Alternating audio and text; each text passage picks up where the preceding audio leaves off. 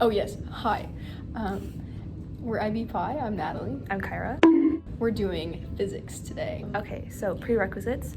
There are some prerequisite math courses for IB Physics, so you should contact your teacher to learn more about that. But overall, you should know that both HL and SL Physics are algebra-based, and there's no calculus required. What is it? What is physics?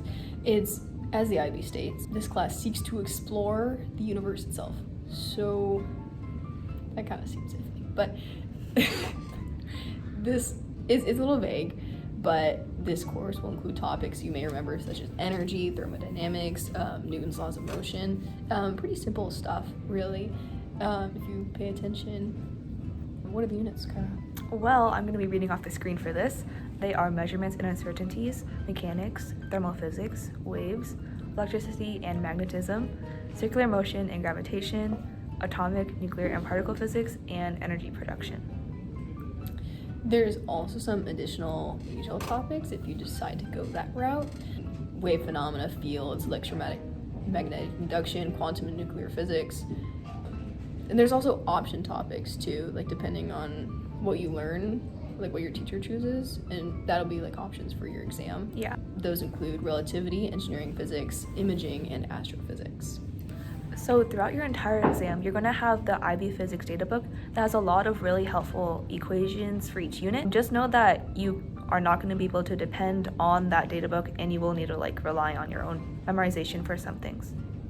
Yeah, because it doesn't have all of the formulas you need to have, and it's hard to look through all of that while you're trying to do some math. You have limited time, yes. After all. Please memorize some things. For SL, the paper 1 is MCQ, multiple choice questions, if you don't like abbreviations. Paper 2 is short answer, extended response questions, so...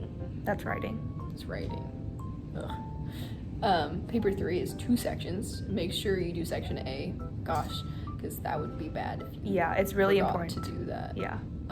Section A is on topic 1, measurements and uncertainties, and section B is on your chosen option topic. So that's where you get to choose based on what you learned in the class. And then for our internal assessment, it's 20% of your IB grade. It is an individual investigation into something physics related. You can do it hands-on or also simulations based, but think of it as science fair-esque almost. And then the good news. So it may seem difficult to do IB Physics, but the grade boundaries for physics are actually quite low. So for example, in May 2022, you need a 70 for a 7 in HL and 65 marks to get a 7 for SL. Okay, the workload, guys. I think there is a fair bit of studying necessary, self-study, in order to succeed, because it's a high level, and I don't mean HL. It's just a high level of thinking required, and so you really need to study behind the scenes to get it in your head. Yeah. I recommend doing IB questions, IB practice questions, so that you can really understand, look at past exams and stuff, and you'll understand how they're going to work it out and everything. Yeah, it's just so important to do practice questions. I can't reiterate that enough. That really saved my grade in my exam. Hopefully it'll save my grade, guys. Okay, so this is PESH specific. I really found that there wasn't that many graded assignments, but there was an obligation to study outside of school. So there's going to be some UT quests, which are kind of frustrating, so I would recommend doing those with other students. There's also some simulation-based labs, mostly. There's not really that many hands-on labs, I don't think. Not really. Maybe one. Maybe 1 or 2? Okay, so mostly simulation-based. And the current teacher's teaching style is really discussion-based, so if you have zero prior knowledge on physics, I heavily recommend reading the textbook or watching some YouTube videos before coming into his class, or else you might not have any idea what's going on. Just study, guys. Yeah. AP exam. As always, this decision is up to you if you want to take the AP exam or not. It does cost money, but if you think it'll be beneficial for colleges, and you think you will do well, I think it's worth it. For Physics SL, the curriculum covers everything on AP Physics 1 exam except for the rotational kinematics and torque. Yeah. So try doing past FRQs from whatever AP exam you're planning on taking to supplement for that. Yeah.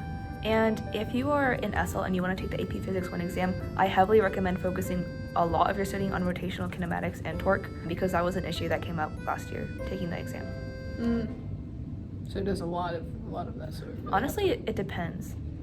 I think like the test varies, of course. So like one test might have a lot of rotational kinematics and torque, which would be bad if you only took SL physics and you didn't review those units.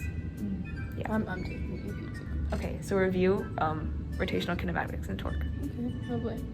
What's your personal opinion on this course? So for me, it was honestly quite difficult. Probably the most difficult class I've ever taken in high school.